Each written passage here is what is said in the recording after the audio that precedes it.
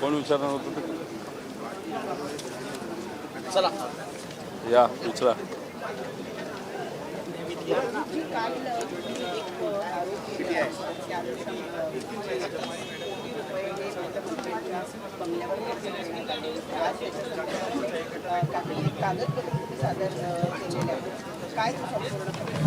खरं तर मी काल जो विषय मांडला तो गेल्या 6 महिन्यातला होता.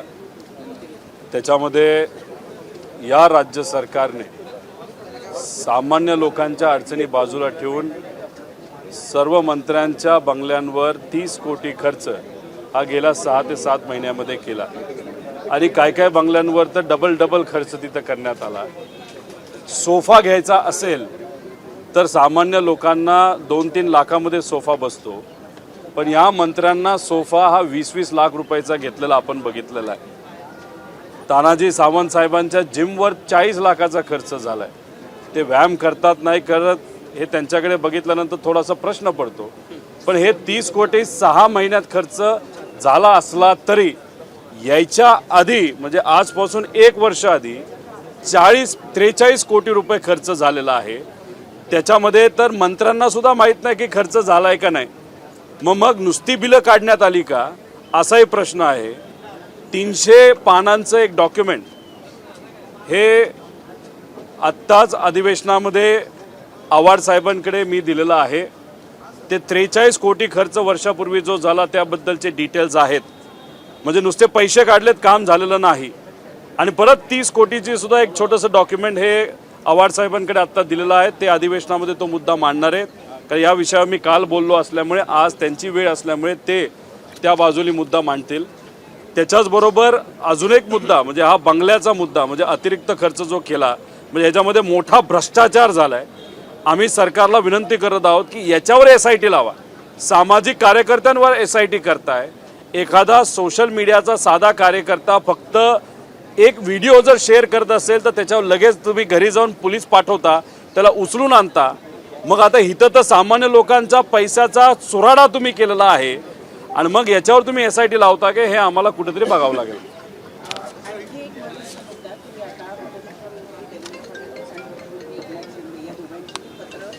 बाहेर आलेली आहे. त्यांनी दोघांनी पवार साहेबांनी जे निमंत्रण दिलेलं आहे ते विनम्रपणे नाकारलेलं आहे. आपले पूर्वनियोजित कार्यक्रम असल्यामुळे आपण येऊ शकत नाही. पुढच्या वेळेला नक्की येऊ असं मुख्यमंत्री म्हणताय. काय तुमचं उत्तर आहे? तुम्ही जर बघितलं तर पवार साहेबांनी तुमची आमची मराठी माणसाची जी परंपरा आहे की कुणीही एखादा व्यक्ती आपल्या घरी येत असेल, घराच्या आसपास येत असेल तर त्यांना आपण आपल्या घरी आमंत्रित करतो. त्यांनी त्यांची परंपरा तिथं पाळलेली आहे. ज्या ठिकाणी तो कार्यक्रम होतोय त्या संस्थेचे अध्यक्ष हे पवार साहेब आहेत. पण अध्यक्ष असताना सुद्धा सरकारली राजकीय हेतू मनामध्ये ठेवून कदाचित साहेबांना तिथं बोलावलं नाही. त्या परिसराच्या खासदार कोण आहेत तर सुप्रियाताई आहेत. त्यांना सुद्धा तिथं बोलावलं नाही. सरकार चुकलं असलं तरी परंपरा पाळण्यासाठी पवार साहेब कुठं चुकले नाहीत. ठीक आहे, आपण जेवायला बोलवल्यानंतर काही जण हो म्हणतात, काही जण नाही म्हणतात. इथं दोन्ही देवेंद्र फडणवीस साहेब आणि मुख्यमंत्र्यांनी तिथं नाही म्हणलं असावं. आता तिसरं सुद्धा इन्व्हिटेशन आहे. त्या बाबतीत काय होते आपल्याला बघावं लागेल.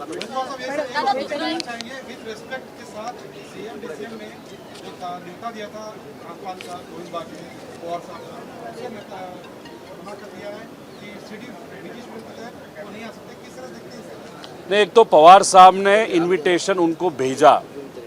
बारामती में वो आ रहे थे.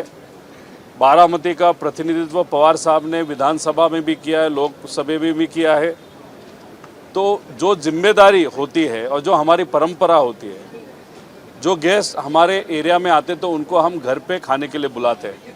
तो पवार साहब ने वो परंपरा संभालते वक्त उन्होंने वो वैसा पत्र इनविटेशन इन दोनों को, तीनों को दिया था.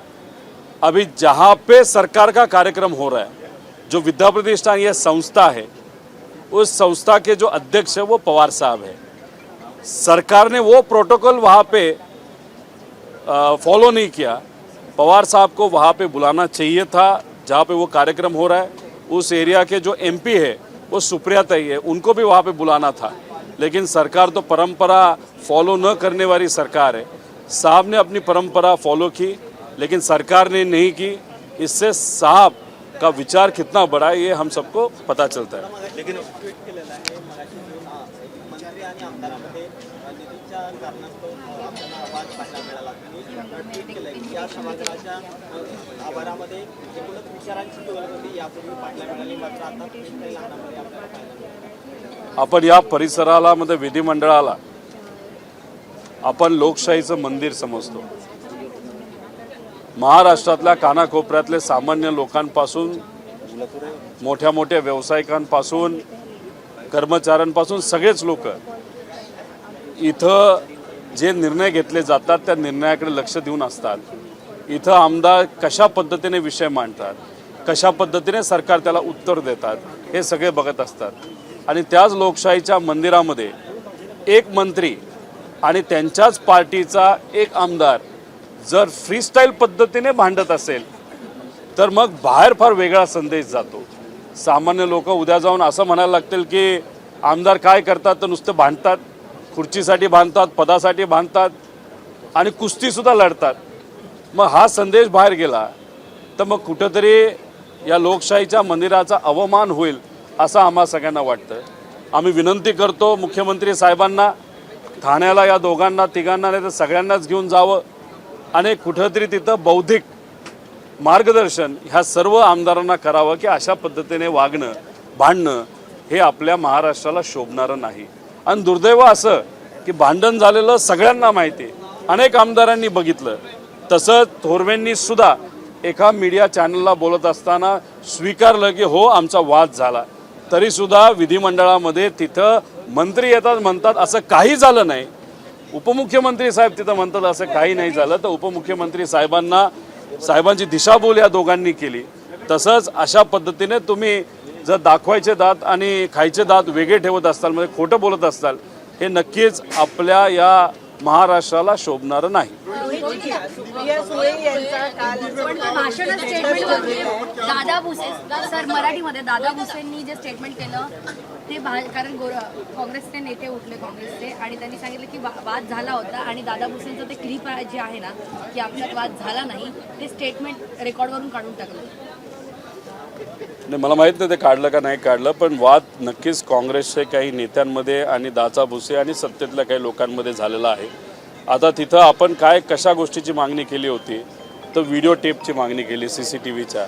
आता तो दिला जातोय का हे आपल्याला बघावं लागेल, नाहीतर अचानक देत असताना असं म्हणलं जाईल की जिथं भांडण झालं तिथला CCTV कॅमेरा हा बिघडला होता। ह्या सरकारमध्ये काही होऊ शकतं। आम्ही काय कशा पद्धतीचा तमाशा झाला हे बघण्यासाठी CCTV हे मागितलं नव्हतं, पण म्हणजे दिवसाढवळ्यात त्या अधिवेशनामध्ये ते सुद्धा विधिमंडळ जेव्हा चालू होतं तिथं मंत्री येऊन जर खोटं बोलत असतील तर ते आपल्याला शोभणारं नाही। हेच कुठंतरी गोष्ट समजून घेण्यासाठी आणि लोकांपर्यंत कळावी यासाठी आम्ही व्हिडिओ टेप मागितली आहे। ती मिळाल्यानंतर त्याच्यात आपण बघू देतील का नाही हाही प्रश्न आहे। या सरकारमध्ये आश्वासन देऊसुद्धा बऱ्याच काही गोष्टी होत नाहीत, त्यामुळे आता बघूया व्हिडिओ टेप ते देतात का। मराठी संपू द्या मराठी। राज्य सरकारने एक PR काढलेला आहे 40 तालुक्यामधील जे दुष्काळग्रस्त तालुके राज्य सरकारने 40 तालुके जाहीर केले होते त्या तालुक्याला 2200 कोटी रुपयाची मदत जाहीर केलेली आहे। मात्र त्यानंतर जे काही 1000 महसूल मंडळे राज्य सरकारने पाठीमागे ऍड केलेले आहेत त्या महसूल मंडळाला कुठलीही मदत राज्य सरकारने जाहीर केली नाही। निवडणुका डोळ्यासमोर ठेवून ही मदत जाहीर केलेली आहे फक्त 40 तालुक्यासाठी। नाही आता ह्याच्यामध्ये या सरकारने लक्ष न दिल्यामुळे अधिकाऱ्यांवर कंट्रोल नसल्यामुळे एक यादी केंद्र सरकारकडे गेली होती ज्याच्यामध्ये 40 तालुके घेतले होते आणि असं सांगण्यात आलं होतं की फक्त या 40 तालुक्यांमध्येच दुष्काळ हा झालेला आहे, त्यामुळे केंद्र सरकारने याच्यामध्ये कुठेतरी निधी द्यावा। पण नंतर आम्ही सर्वांनी मिळून मुद्दा मांडल्यानंतर लोकांनी आवाज उठवल्यानंतर तिथं असणाऱ्या कलेक्टरांकडे जाऊन तहसीलदारकडे जाऊन निवेदन आणि आंदोलन केल्यानंतर हे सरकार जागं झालं आणि हे सरकार जागं झाल्यानंतर मग त्यांनी पुढे जाऊन अजून काही तालुक्यांची यादी जाहीर केली। पहिले 40 तालुके जे केंद्राकडे गेले होते कदाचित त्याच्यात जी काय मदत जाहीर झाली ती झाली, पण दुसरे जे इतर तालुके आहेत की ते यादी केंद्राकडे गेली नव्हती. आता त्याबद्दल अजूनही सरकारने कुठलाही निर्णय घेतलेला नाही. त्यामुळे हा अंधाधुंद कार्यक्रम सुरू आहे. मदत कशा पद्धतीने देणार आहेत हे सुद्धा तिथं अजून क्लिअर झालेलं नाही. पाण्याची कमतरता असताना सुद्धा टँकर अजून सुरू झालेलं नाहीत. माझ्याच मतदारसंघामध्ये व्यक्तिगत मी स्वतः तिथे टँकर चालू केलं. शासनाचा टँकर चालू पण नाही झाला. कदाचित उद्या परवा एखाद दुसरा टँकर चालू होईल. तसं चारा छावण्याची परिस्थिती अतिशय वाईट आहे. त्यामुळे 2000 कोटी डिक्लेअर झाले खरं, पण खर्च कधी होणार? कारण गेल्या वर्षी सातत्याने जो पाऊस आला होता त्याचाही निधी अजूनपर्यंत शेतकऱ्याला पोहोचलेला नाही. विमा 1 रुपयाबद्दल आम्ही अनेक वेळा ऐकलं, पण 1 रुपया विमा काढला असला तरी अजूनपर्यंत शेतकऱ्याला मदत पोहोचलेली नाही. त्यामुळे हे सगळे गोष्टी आहेत. त्यामुळे हे फक्त इलेक्शन डोळ्यासमोर ठेवून भाषण करण्यासाठी त्यांच्याकडे काहीतरी मुद्दे असावेत म्हणून कालचा रात्रीचा GR त्यांनी काढलेला आहे. याच्यामध्ये खूप मोठी तफावत आहे.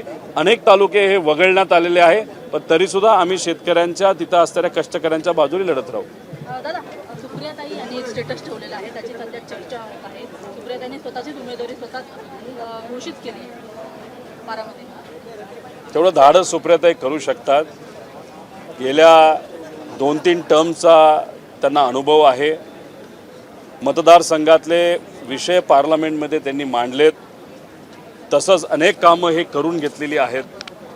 त्याच्याचबरोबर मतदारसंघाचे मुद्दे मांडत असताना अख्ख्या राज्याचे सुद्धा मुद्दे त्यांनी मांडलेले आहेत. जेव्हा भाजपचे सर्व खासदार गप्प बसले होते तेव्हा मराठा आरक्षणाचा मुद्दा, धनगर आरक्षणाचा मुद्दा, लिंगायत आरक्षणाचा मुद्दा, मुस्लिम आरक्षणाचा मुद्दा हा सुप्रियाताईंनी, अमोल कोल्हे आणि आदरणीय पवारसाहेबांच्या विचाराच्या सर्व खासदारांनी तिथं मांडला होता. आणि मग एवढे विषय मांडल्यानंतर, एवढे कष्ट घेतल्यानंतर या महाराष्ट्रामध्ये फार कमी खासदार असे आहेत की प्रत्येक गावापर्यंत ते पोहोचलेले आहेत आणि त्यात सुप्रियाताईंचं नाव हे घेतलं जातं. आणि मग अशा विषयामध्ये लोकांवर विश्वास असल्यामुळे ताईंनी स्वतःच डिक्लेअर केलं. पण ते तसंही पार्टीकडनं अप्रत्यक्षपणे जाहीर आहे हे आपल्या सर्वांना माहिती आहे. अधिकृत या संदर्भातली होईलच लवकरच, त्यांचंही होईल, इतरही लोकांचं होईल. त्यांनी स्टेटस काय ठेवलं हे मला माहीत नाही, पण त्यांच्या कामाबद्दल मी इथं आपल्या सर्वांना सांगितलं. 48 सीटों में से एक सीट तो ताई ने खुद डिक्लेयर कर दी. 47 सीटों के बारे में महाविकास आघाड़ी कब बहुत जल्द उस बारे में आप सबको अंदाज़ा आ जाएगा. कांग्रेस, राष्ट्रवादी, पवार साहब और उद्धव ठाकरे साहब की शिवसेना, इन तीनों में ऑलमोस्ट 95% सीट पे चर्चा हुई है और फाइनलाइज हुआ है, ऐसे हम सबको समझ में आता है.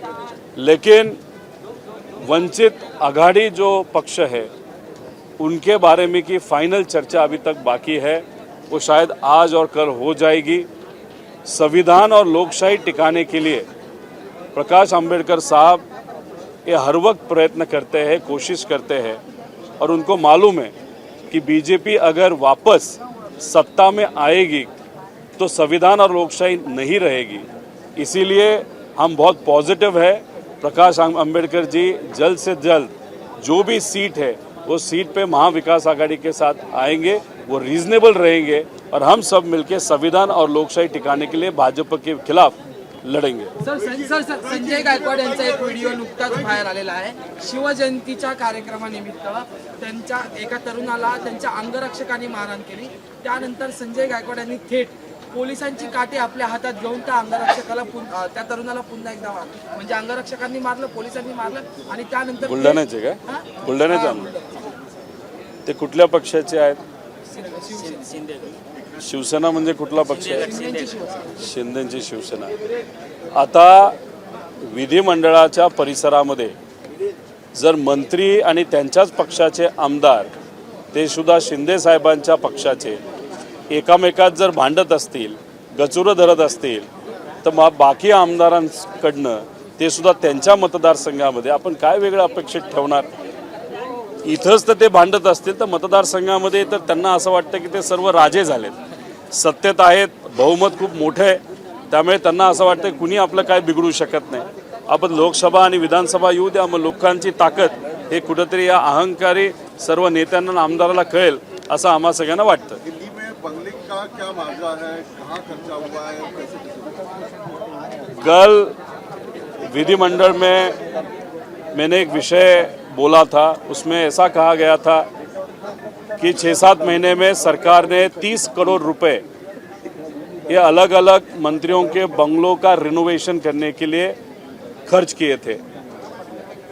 किसी के बंगले में जिम 40 लाख का लगाया गया है, किसी मंत्री के बंगले में जो सोफ़ा होता है वो 20-25 लाख का लिया गया है, किसी के बंगलों में 20-25 लाख का बाथरूम किया गया है।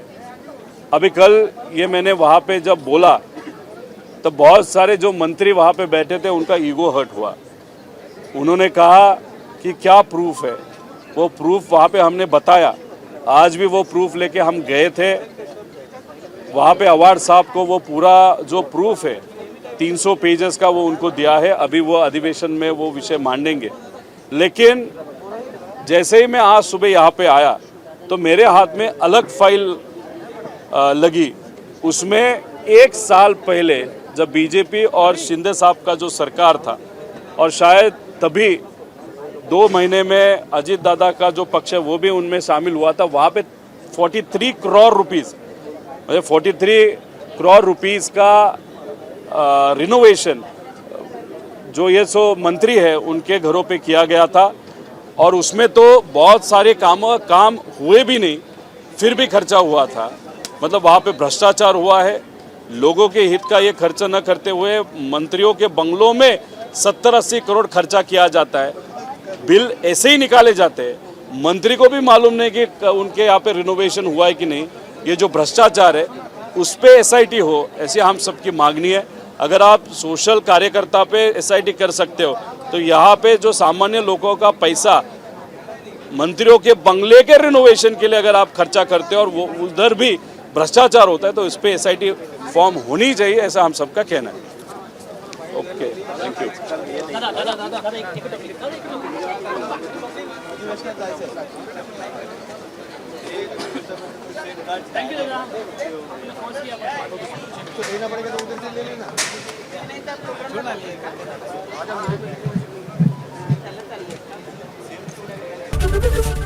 ABP माझा, उघडा डोळे बघा नीट।